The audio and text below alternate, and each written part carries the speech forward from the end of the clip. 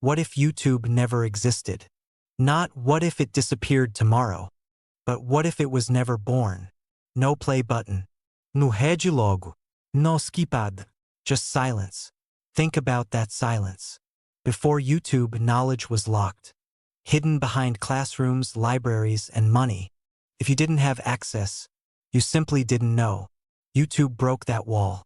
But imagine a world where it never did. A world where curiosity had limits, where learning depended on where you were born, not how hungry you were to learn. No late-night tutorials saving a student before an exam. No self-taught artists. No kid in a small room teaching millions with a camera and a dream.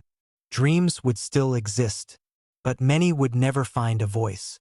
Think about creators, not influencers, not views or subscribers. Think about people who had something to say, but nowhere to say it. Without YouTube, how many ideas would die quietly? How many talents would never be seen? How many voices would stay unheard? YouTube didn't just give us videos. It gave us permission. Permission to try. Permission to fail publicly. Permission to learn without asking. It told the world, you don't need a stage. You don't need approval. You just need courage. Now think deeper. Without YouTube, who controls knowledge? Big institutions, big companies, big money. But YouTube shifted power. Suddenly, a teenager could teach millions. A mechanic could become a teacher. A student could become a mentor. Authority changed. And that scared a lot of people. Because when knowledge becomes free, control becomes fragile. But let's be honest. YouTube is not perfect. It distracts us. It overwhelms us. Can waste our time. As easily as it can change our lives. So maybe the real question isn't, what if YouTube didn't exist? Maybe the real question is, what are we choosing to do with it?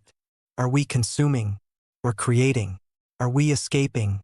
Or learning? Are we scrolling? Or growing? Because YouTube is just a mirror.